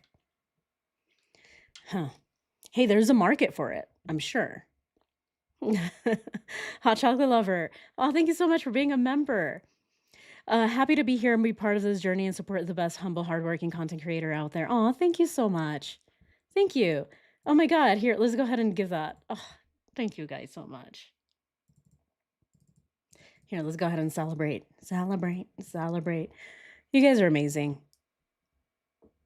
Yeah, on top of me just really enjoying what I do, making these videos and these live streams. I really enjoy our community. I mean, it's a reason that I started this entire channel in the first place was so that I can find you guys and so that we can talk about these cases together and see what you guys think. And of course, roast these evil people because I just found myself roasting these people by myself in my living room. I would just sit there and be like, "Oh my god, this guy is such an idiot." And I wish that I had a community to share that with, you know? I wish I really wished to start this, community so that we can all make fun of these people together. So, I'm glad we're here, you guys. All right, let's continue. The comment about the way the girls allegedly talked to Chris. Why are Amanda and Trent both describing incorrectly Chris's truck with the exact same colors in the exact same order? Even if you are one that does believe he hooked up with both of these people, that's not the color of the truck he drove. So when Detective Baumhover presses her for more details, she says that after they get there, she goes in and gets a drink, and then they have a quick discussion where he tells her that he works at Anadarko, and she says what a coincidence that her ex-husband was trying to get a job there, and then he says that his, quote, baby's mama won't let him see his kids, and she can relate to that because her ex-husband has their kids in Vermont. So naturally, Detective Baumhover asks her if she has any proof of their conversations and how they communicated. Amanda says that they used the Text Now app, that she was very protective of her phone number for privacy. And like everyone else in this case before her, unfortunately, Amanda has broken her phone, so she no longer has any way to show them any proof that her and Chris ever communicated. What a coincidence. Isn't it a coincidence that not only Amanda or Trent broke their phones, but so did Nicole Kessinger? Yeah. Nicole Kessinger also deleted her text messages. Oh, what a coincidence. Oh, she also broke her SIM card in half. Oh, what a coincidence. And now this lady is saying, oh, I lost my phone. Oh, it broke. Trent said, I don't have my phone. It's with my ex that hates me. What a coincidence. None of these people have their phones. None of them can, with certainty, prove that what they're saying is true. Yeah, it's part of the script to divert attention from NK. I believe so. I do. Right, it's so convenient. How convenient. Oops, I broke my phone. Come on. She then tells Baumhover that she cannot pick out 90% of the men that she's slept with, but she does remember Chris because of his face, tattoos, and his employment with Anadarko. What? Amanda McMahon, she doesn't remember 90% of the men that she sleeps with? Holy moly. Girl, get it together. Imagine not remembering the guys that you're sleeping with. So she no longer has any way to show them any proof that her and Chris ever communicated. She then tells Baumhover that she cannot pick out 90% of the men that she's slept with, but she does remember Chris because of his face, tattoos, and his employment with Anadarko. Who are these men? She remembers Chris because he has a potato-shaped head and because of his ugly tattoos. And because he worked at Anadarko, that's how she's able to pick him out, but none of the other men? Yikes! Exactly, Miranda. Yikes. Oh shit. She needs help. Amanda takes antibiotics daily. This is so nuts. Wow, that's a lot of crabs. Exactly, KTD. That's a lot of crabs to not be able to pick out of, right? You're like, I don't know. I think I've seen that crab. Maybe. I don't know. That one looks familiar. Not really, though. I can't really pick them out. I'm sorry. Can you imagine having her trying to pick somebody out of a lineup? Right? Imagine she's a witness somewhere and they're like, hey, Amanda, can you pick the man that attacked you out of this lineup? And she's like, um, no, no, none of them have potato shaped heads. I'm sorry. Here, can I see your tattoo? No, it's not ugly enough. What about yours? No, no. Yours is really well done. It's not that one. Where do you work? You work at McDonald's? Okay, where do you work? Burger King? Okay, where do you work? Anadarko? I think it's that guy. Can you imagine that? Oh, there is no way. There is no way. This lady is lying. She then goes on to tell Detective Baumhover that she will not make a very strong witness. And this is where it gets interesting. When Detective Baumhover asks her to describe their intimate encounter in more detail, she says that she doesn't want to say too much without an attorney present because she doesn't want to incriminate herself. What? Which is strange because, as Baumhover points out to her, she's there as a witness, not as a suspect. And I do want to say something really quick before we get into the details of their alleged hookup. I am not one to ever make light of someone's traumatic sexual situation or an assault or an encounter that was violent. I don't find anything funny about it, and I'm not somebody who, I take that very seriously. However, in this case, my personal opinion is I do not believe her. I don't believe they ever met. So I'm not making light of the situation. I just don't believe that they hooked up ever. And I personally do not think, by the way this interview comes across, his report or his reactions, I do not think that Detective Baumhover believes it at all either. So during Trent's interview with CBI, Same. The thing is, Amanda McMahon lied. She's saying, oh, he choked me. But I don't believe it. I don't believe it. And this guy's saying the same thing, that Chris was so rough and that he liked it rough and that he liked to choke and turn people around. I don't believe it. I think it's all BS. he tells them about the time that they were actually in a bed, not in the car. And when they were hooking up, allegedly, that Chris had put his arm around his throat and that he had to push Chris off. He also describes it as getting very aggressive very fast. And this is actually one of the times Coder kind of points out the inconsistencies in his story, because he had just got done talking about how Chris wouldn't make eye contact, how shy he was, and how he would have never thought he was capable of this because he was so gentle and kind.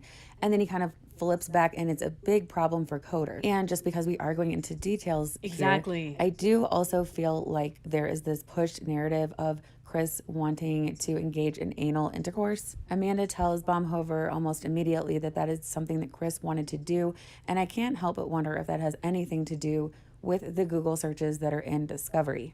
NK is very aware that they're going to be able to pull her Google searches, and so it just seems like another thing that lines up. And who knows, who am I to say that he wasn't into that? I obviously have no idea. So Amanda's story is pretty much the same. Right. No way. Okay, so both of them are saying that Chris was into back end twister. And as we know, that is actually in the Discovery. Right? See, Nicole Kessinger, and I've said this before, I've always believed that there was something about that Google search. That it's more than just Nicole trying to have fun with Chris. There is more to this. There is more to Nicole Kessinger Googling three-way back-end twister for 4 hours the night before the murders. There has to be something deeper than just Nicole Kessinger being bored and Googling Cornhub to watch, to like entertain herself for 4 hours. I don't think so. There has to be something more to that. So now it's very coincidental that Trent said that, and now Amanda's saying that. And of course, we have Nicole Kessinger's actual discovery that shows that she Googled these things. So I've said it in the past. Is it that she was trying to blackmail him? What do we think? Did Nicole Kessinger know that Chris was into butt play? Did she know that Chris may have been into both teams? And so she was trying to get him to do the thing so that she can then use it against him. What do we think? What do we think, you guys? Again, I'm just throwing ideas out there. I don't know. I have no clue. That's why I'm asking you guys. But the way I see it, I think it's way too coincidental. It's crazy. There's no way all three people are saying the same thing. One of them Googled it. And then the other two are saying, oh yeah, he also did those things to me. Either Nicole Kessinger got these people to go and say these things to remove herself, right? To remove herself from being the catalyst, or all of this is somehow tied together. I feel like NK was looking for firsts to do with Chris. Oh, okay. I think he was curious and NK was ready to serve. Interesting. Okay, guys, we're just gonna go ahead and ask the question. Okay, so what do you think about three-way twister? What do we think? Or not three-way twister, back end twister. Okay, so I liked what you guys were saying. So Brit, I feel like NK was looking for first. Okay, so was NK looking to give him a first, right? So this was going to be the first time ever that she would allow him to do that. As a way to convince him, right? Like, oh, does that woman not let you do those things? But I will. I will. Oh, are you curious? Okay, I'll Google it for 4 hours. I'll make sure to prepare. I want to make sure that it's perfect for you, my love. Is it that? Or is it that NK already knew? NK already knew that Chris Watts was into it.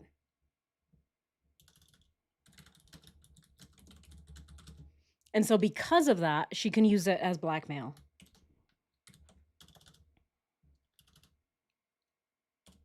Okay, so what's the other one? There was another one. Oh, I think that he was curious and NK was ready to serve. Not a coincidence, right? He loved to go downtown. They were doing it 6 times a day. Yes. So we're saying it was TB, Trent, and Chris. Could have been first for them, but it was a detail that she passed on to Amanda and Trent. Huh. How did she pass this on to Amanda? Right, exactly. Prepares for 4 hours. I mean, who prepares for this shit for 4 hours? Girl, just shower, douche it. I mean, how long does it take for a douche to do the job? It really only takes what, like 10 minutes? If anything, right? What else? If it wasn't her first time Googling these things, didn't they say she Googled corn repeatedly? She did, but she Googled it during her time with Chris, though. She did also say that Chris would send her unsolicited photos of himself, right? And she's like, I didn't ask for them. I wasn't even really asking for them. I would kind of just get them and be like, delete. BS. Come on, really? Unless each time was like 3 seconds because Chris couldn't contain himself. Right. Okay, what else? What else? So either Nicole was trying to give him a first. Nicole already knew that Chris Watts liked it, so in a way, blackmail. Or what is the other option? I think I remember saying another one. Or NK is she's just really into this. What do we think? It has to be only 3 people where would the first person.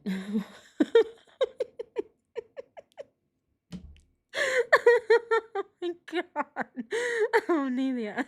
It has to only be 3 people. Where would the fourth person put it? Exactly. What is the 4th person gonna do? Just hanging out, right? Trying to tag team in. They're like, all right, guys, I'm ready to be tagged in anytime soon, right? Anytime now, right? Or you guys are done. Dang, I never got tagged in. Right? Can you imagine? You're the fourth person just hanging out in the corner. You're like waiting. You know, like, do you guys remember I'm here? Oh, the tweezers and the microscope can take hours. That's very true. Yeah, that's very true. It is definitely like a surgical procedure having to get the Trojan micros on that tiny little thing. And it also has to be glow in the dark too, because it's the only way that you can actually see it. You have to turn off all the lights and then you just see a little glow, right? You're like, oh, is that a firefly?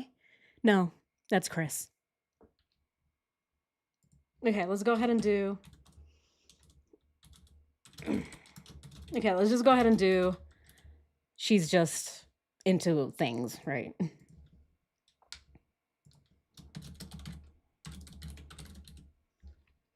All right, let's go ahead and start this poll.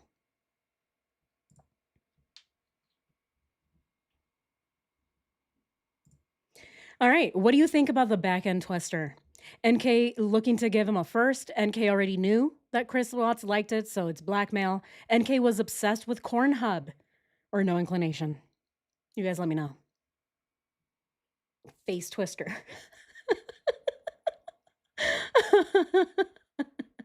Remember, Nicole Kessinger was ready to stab right? She's ready to go full on psycho because she was caught giving another person face twister. Yeah, the fourth one cheers everyone on. Yeah, the fourth one just brings their pom-poms, right? They're like, "Okay, I'm the cheerleader here. All right, yeah. Give me a B. Yay, give me a U. Hey, give me 2 T's. Yay." But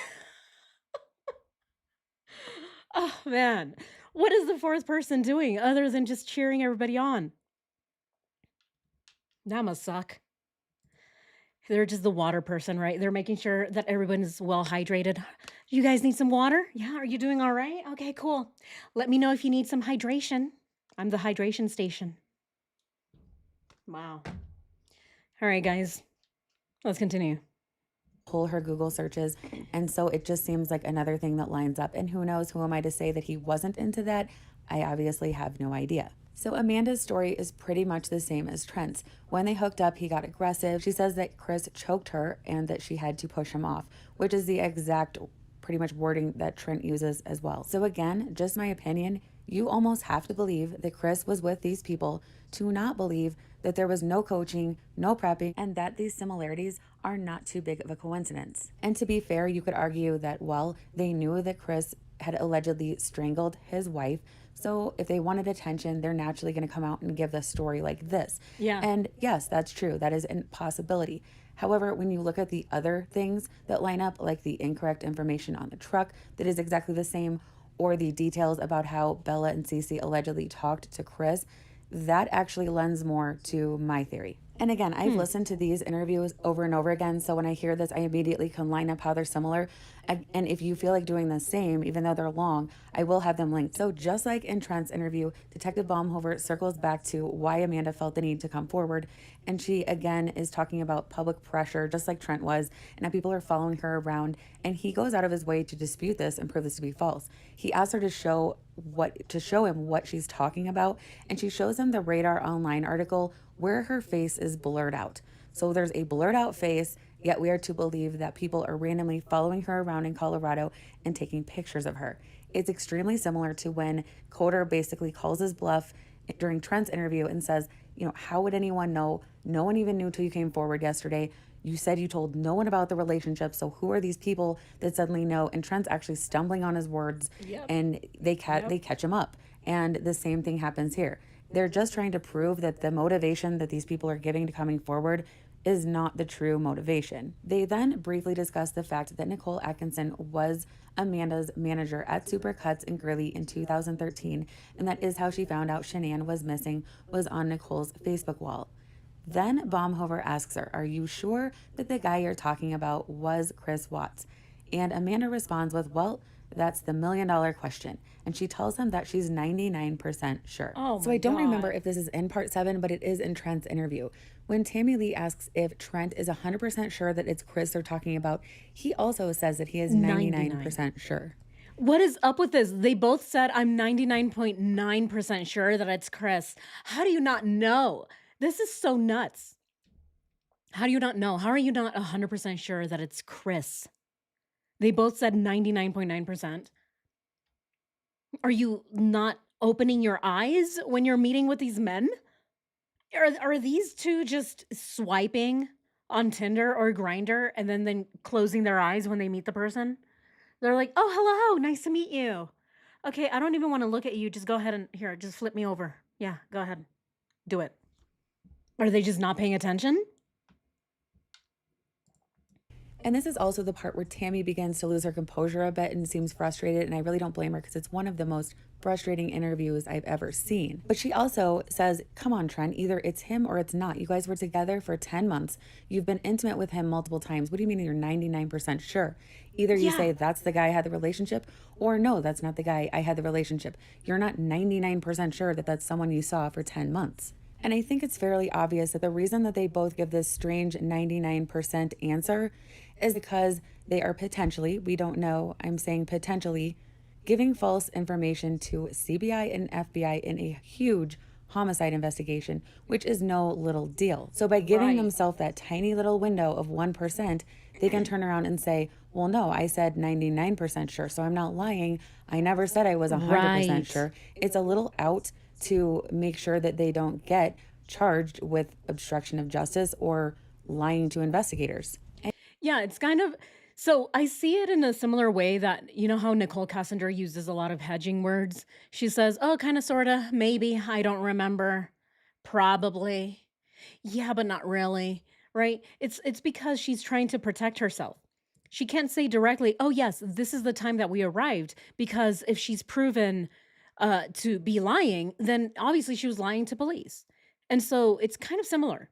These two people are saying, "Oh, I'm 99.9% sure," because if they said 100% sure and then they were caught lying, then they can be charged with lying to police. And so, yes, it's just another way of hedging, right? It's another way of protecting themselves by not fully telling the truth. And now I'm just going to go over a few nitpicky things that I noticed are very, very similar, if not the same, in both statements. And then you listen and decide what you think. Trent tells investigators that they only communicated through the Meet Me app because he was very protective of his phone number.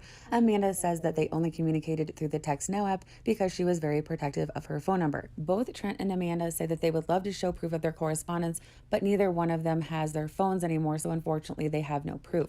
And Yeah. apparently neither one of them has an iCloud or backs up to where they can re-upload that app and Yeah, interesting.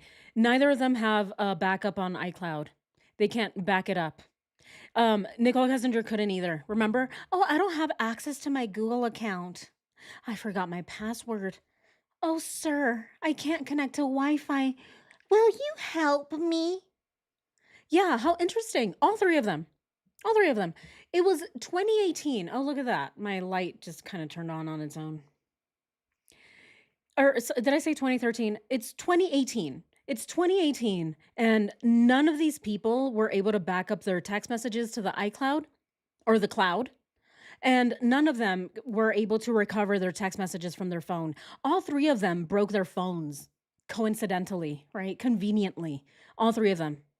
One of them ended up even breaking their SIM card that goes in here that you have to actually poke and get out and then break it in half with your teeth to be able to actually break it in half. Is it a coincidence? Absolutely not. Absolutely not. Not in my opinion. have the information there. Trent says he was harassed on Facebook Messenger by people. However, when asked to see them, he says he no longer has Messenger 24 hours later. And then Amanda says the same thing. She was harassed on Facebook Messenger, and unfortunately, she no longer has those messages. And it's just so unfortunate that these people have such bad luck with their phones. They either delete everything right before meeting with investigators, lose their phones, delete the very specific app that investigators are going to need, or break their SIM card. So just terrible luck. And there's one. Exactly. Oh, just terrible luck. Even Nicole Kessinger says, "Oh, I'm so upset that you don't have my text messages. Oh, you don't know how upset it makes me. I'm just so sad. I really wish you guys can access my text messages. I'm sorry I deleted them. Oh, I really wish you had told me before. Oh my goodness. If you had told me that 4 people had been murdered brutally, I probably would have kept them. Oh, you did tell me. Oh, you should have told me 2 seconds before I deleted them. Oh, you guys. Oh, you should have told me. Oh, come on. Really? She's saying, "Oh, you know the reason I deleted my text messages because Chris pissed me off." Yeah, she deleted everything and then told her friends to delete their messages. And then she Googled, "Can the police find my text messages?" And then she broke her SIM card in half. One more thing that I haven't been able to make heads or tails of, but during Trent's CBI interview at the very, very beginning, when he's waiting for Tammy Lee and Coder to get into the room, he tells the agent that he's talking to that he was at the time of the murders, that he's working at UC Health in Thornton. The reason that that caught my attention, for those of you who don't live in the Denver area, UC Health in Thornton is just over 1 mile from NK's apartment at the time. So him saying that directly conflicts with information that's on his own social media about where he's working. And Trent does have a CNA in Colorado, so it's possible that he was a nursing assistant at UC Health in Thornton like he claimed. So should we think it's strange that they were only 3 miles apart when she was up working in Wyoming, and now he's claiming to only be 1 mile away from her apartment at the time of the murders? Yeah, I think that's a little bit strange, but it's just something that I caught at the beginning of the interview and thought it was worth mentioning. Keep in mind that The people that I'm putting in this video are all public figures and part of public discovery. I can't even put in these videos everything that we've found. Have we found more connections than what I'm putting in these videos? Yes, absolutely, we have. So bottom line, all of these people do have connections in the oil and gas industry, in the same areas, in the same towns, at the same time. Yeah, they and they do. all have varying connections to rehab. Is that all a coincidence? That's for you guys to decide. In December of 2018, almost exactly a month after Chris pled guilty, you can see on Trent's social media that he goes on a trip to NYC and brings his friend. And he has a post talking about the trip and how much fun they had and showing off all of the designer goods that he bought. Not too shabby for someone who was just couch surfing and staying at other people's houses. Now, could that be from the interviews that he gave? Absolutely. In January of 2019, Trent did an interview with Inside Edition. Before I even saw this video, I was fairly certain that Chris and Trent did not have an affair. After watching this video, I was 100% certain that they did not have any kind of relationship whatsoever. In this ridiculous So what do you guys think? Is this another reason that Lizzie Twats is doing the things that she's doing? You guys are so funny. All my broken SIM cards. See, Nicole Kessinger can make any, or she can write any of the books that we're talking about here, and she can title them whatever she wants, right? All my broken SIM cards. Oh my goodness, what else? She's had so many things that she can say, and she can definitely write a book, but she won't. She won't.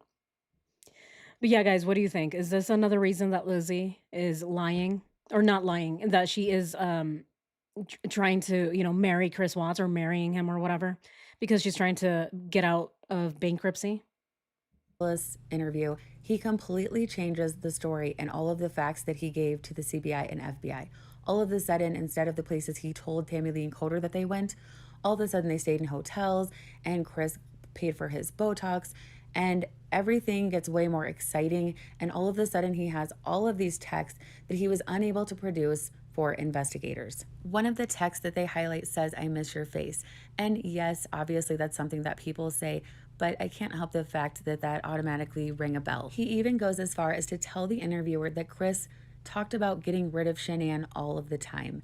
And if you know anything about his interview with CBI, he told them the exact opposite, that Chris had never indicated anything like that and had never said that. And now it's, oh yeah, he said it all the time. The part that actually kind of made me angry was when Trent actually tells the interviewer his news story, which is that on August 10th, 3 days before the murders, that Chris texted him this long text telling him how much he loved him and that they should run away together to Oregon. Obviously, we know that that's not true. We know that was what was going on during that time. Yeah, that is not true. I mean, come on. Here, let's go ahead and pull up the calendar. That is such BS. How is Chris going to be texting this guy? Oh, I love you. Let's move out together. Let's run away to Oregon.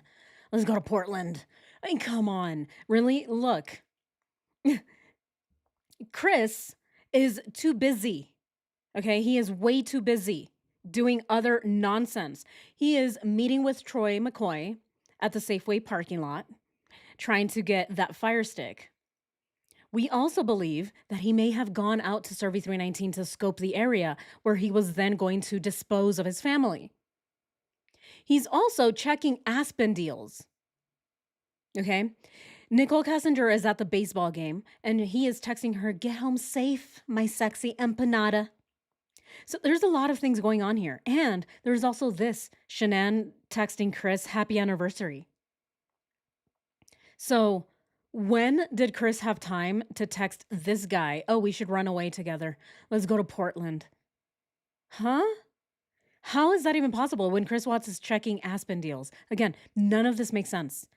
When we connect the discovery and all the details in the timeline of what happened and what these people are saying, it doesn't add up. But the only things that really keep us coming back is how this is all coincidental, right? It's just too much of a coincidence that they're all kind of saying the same thing. And so this is why I think that there is a connection to Nicole Kessinger. I just don't know how. Like, how did it happen? And if there is a tie or a connection to Nicole Kessinger, why would these people risk going to jail, right? Going to prison, maybe not prison, jail, for lying to police? Why would they do all this? What, for attention? But why are they saying the same things that Nicole Kessinger said? It's just it's too coincidental. Again, I don't know. What do you guys think? Here, let's go ahead and check our poll from the last time. 74 votes. And what do you think about Back End Twister? NK was looking to give him a first. Okay. NK already knew that Chris Watts liked it, and so maybe she was trying to blackmail him. NK was just obsessed with Cornhub. You know, that's what she did on her downtime. Maybe that was her hobby. She just likes to Google things for 4 hours. And it was just really a fairy tale that he spun to get on the show and get ratings. Notorious killer Chris Watts lead a double life as a gay man. 29-year-old Trent Balti claims he met Watts on the dating app Meet Me. He said he didn't know if he was bisexual or gay. Balti first came to public attention last August when he spoke anonymously to HLN's Ashley Banfield. Watts' former lover. Now he's decided to come forward and let his face be seen. Police took Balti's story seriously and made public this interrogation video. We talked about money for sex, how you guys met, the amount of time you guys met. We talked a little bit more about Chris. So I believe you now. One thing that was written about you is that you're a male escort. Are you a male escort? No, I am not a male escort. Balti says he... Come on.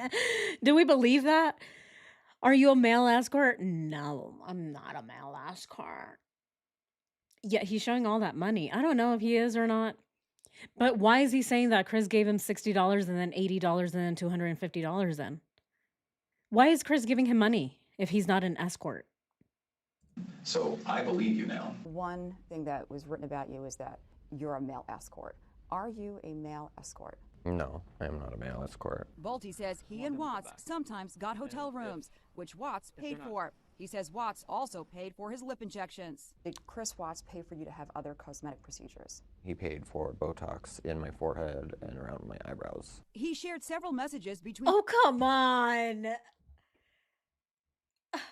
He paid for Botox on his forehead and around his eyes, he said? Or what is it, his eyebrows? But he paid for it with the gift cards that Nicole Kessinger was giving him? How did he pay for this? Is that why Chris ended up in another bankruptcy? Oh, come on. Also paid for his lip injections. Did Chris Watts pay for you to have other cosmetic procedures? He paid for Botox in my forehead and around my eyebrows. Oh, and around his eyebrows. Okay. This is so stupid. I can't believe we're listening to this. None of this is believable. How is Chris going to be paying for this? What, Shanann's not going to find out? I mean, come on. Shanann found out about Chris Watts' little outing with Nicole Kessinger at the Lazy Dog. How is it possible that Shanann's not going to know that this man is paying for Botox? I mean, Botox is not cheap, right? I don't think it is. There's no way. He shared several messages between the two of them. I miss your face, Watts wrote in this text. Balti said they did what most couples do and watch Netflix together. I got him into Orange is the New Black. Did that become one of his favorite shows? Yeah. Balti says Watts admitted he had a family. He said, we do what most couples do together, watch Netflix. Oh, come on. What? Is that what all couples do? Just Netflix and chill? This is so 2000 and late. Who does this anymore? Is that all couples do now? Just Netflix? What, we don't go out on dates anymore? What, you don't take out your spouse or your partner out for dinner or to a movie or to just walk around at the park? Oh no, we just hang out and watch Netflix all day. Yeah, that's what all couples do. Oh, come on. I can't believe this. What were they watching? Now he's saying they were watching Orange is the New Black. This is so dumb. He is so ridiculous. I don't believe this guy. Yeah, exactly, right? This is all so ridiculous. But gave the impression he was separated from his wife, Shanann. Last February, Balti says he was even introduced to Watts' daughters, Bella and Cece, outside a shopping center in Loveland, Colorado. Cece just talked up a storm. She was one of the happiest little girls I've ever seen. And Bella was very shy. What was he like with his own kids? He was very attentive, very loving. Did they seem scared of him? No, not at all. How did they seem? They seemed very comfortable with him. He was very proud of his daughters. That night, Balti says he found out Watts was still living with Shanann. He said that Shanann was verbally and emotionally abusive. I said, why don't you just file for divorce? He said, I'm just worried that she won't let me see the girls. Balti says he is haunted by several comments Watts made about his family. Chris told me it would be ideal if me and him could move to Oregon and take the girls. He suggested to you that the two of you would pick up his daughters and flee to Oregon? Yeah. Did he ever talk about trying to get his wife out of his life? Yeah, Chris spoke of that a lot. Once, he says he overheard Shanann yelling at Watts on the phone. Chris said there's got to be some way to get this effing bee out of my life. It takes on a whole new meaning. That is doesn't not. it? Oh my God. No. How? I don't even picture Chris saying these things. I need to get this effing bee out of my life. Oh, come on. And he's telling him, hey, let's move. Let's go together, run away forever. Let's go find a castle in Portland, Oregon. Yeah, let's move out together. Come on. What, they're moving from Colorado to Portland? Portland is way more expensive. Oh, how are they going to move from Colorado, where he can barely afford anything, to Portland, Oregon? Perhaps, I mean, anything in the Pacific Northwest is expensive. And he's going to move to Portland. This is so unbelievable. I don't believe any of this. What do you guys think? Here, let's go ahead and end this poll. This is so absolutely ridiculous, you guys. I don't believe any of it. Ugh. All right. The question is very simple. Do you think Chris Watts wanted to live in Portland?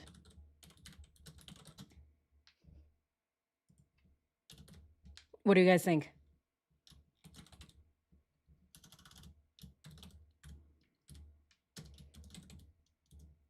Okay, what do you guys think? All right, so do you think that Chris Watts wanted to live in Portland?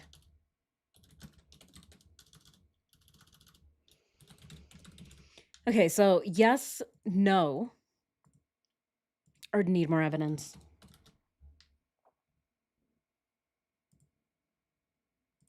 Okay, let's see. All right, very simple. Very, very easy question. Do you think Chris Watts wanted to live in Portland with hips and fish lips? Yes, no, or need more evidence? The last one is need more evidence. This is so ridiculous, you guys. Oh, yeah. Trent says he and Watts finally broke up in early May 2018 after 10 months of dating. Why did your relationship with Chris end? I just started seeing through Chris's lies. Balti says he was shocked to learn that Watts was having a relationship Oh, look, with this a is the coworker, hallway. a woman. Did you guys see that? That was the hallway that we were trying to figure out if Nicole Kessinger was at.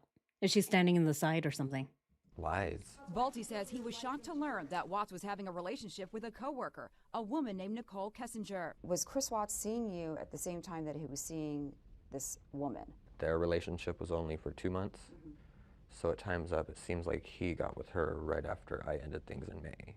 Just 3 days before Watts killed his wife and daughters, Balti says Watts sent him a long text. Chris said that he was in love with me. He said that he'd never been so comfortable with someone. When you learned that he was arrested for murdering his wife and children, how did you react? I got ill. I was in complete shock. I wish I'd never met him. I got ill. I got ill. Someone. When you learned that he was arrested for murdering his wife and children, how did you react? I got ill. I was in complete shock. I wish I'd never met him. 1 month after this interview, as we know, Detective Baumhover, Agent Tammy Lee, and Agent Graham Coder went up to Wisconsin to speak with Chris again. During that interview, they asked him more information about NK, and they asked him more information about Trent.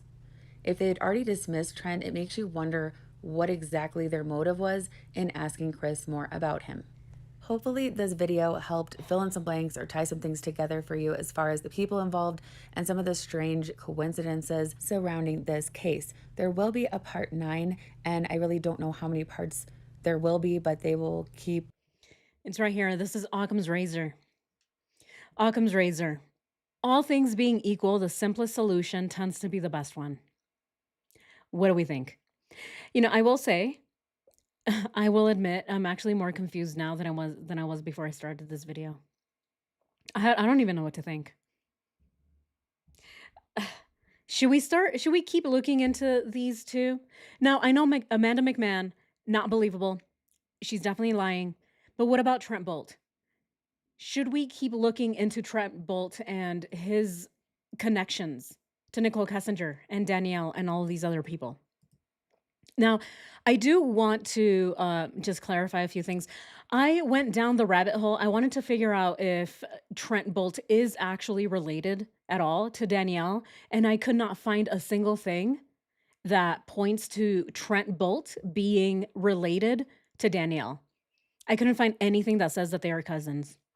I think that rumor was started on Reddit, and the way it happened is because Trent Bolt was actually talking to one of Danielle's cousins, her actual cousin.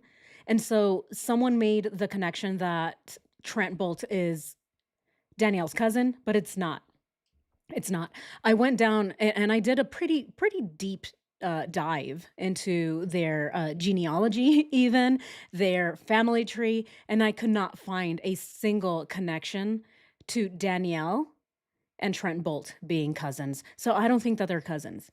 I think that they know of each other. So they actually do know each other, but only because Trent knows Danielle's cousin or an acquaintance. And because they're all, they're all from the same area, right? They're all from either northern Colorado or Wyoming, and they all have ties to the oil industry. That is where the connection came. But I don't think that Trent and Danielle are actually cousins. I couldn't find anything. I couldn't find anything that says that they're cousins. But if you guys have it, let me know. I couldn't find anything that says that. All right, guys, here, let's go ahead and end our last poll. All right, okay. So do you think Chris Watts wanting to live in Portland with hips and fish lips? No. Look at that. 92% of you said no. There's no way. Yes, 6%. Oh, look at that. 6% of you think that they did want to live together. And then need more evidence, 2%. They could all know each other from work or rehab. Huh. Right. So the connection comes back to the oil field and rehab. Do we think there's a connection to Gino as well, right? We also know about Gino being in the rehab. Oh, right. And then the OTO relations. I'd say that they all know each other from rehab because they all look blasted. Oh my God. Yeah. Do we think that the connection comes from rehab, you guys? Is it rehab? What did NK have on Bolt to make this happen? See, that's the question.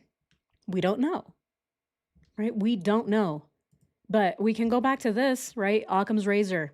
The most, the thing that requires the least amount of I don't know, evidence or solution it tends to be the right answer, right? The least amount of coincidences and going down this and then going down that, it just the most obvious explanation I think is the easiest. But I don't know what that is at this point. I really don't. I'm so confused. I will admit I am very, very confused. But I will say I'm not confused about Amanda McMahon. She is not at all involved. I don't think everything that lady said is BS. I keep coming back to Trent Bolt, though, because I do believe that Nicole Kessinger met or found out about Chris Watts through Trent. Whatever that connection is, I don't know. I don't know. I really don't know, you guys. But you guys let me know. If you have another video that you guys want to watch or anything else connecting Trent Bolt to Nicole Kessinger, please send it my way. Thank you guys so much for sending everything to the community page. And then, of course, thank you so much for all of the cute furry babies and all of the memes. Those are so funny, you guys. You guys, oh my God, you guys are so hilarious. Yeah, thank you guys so much.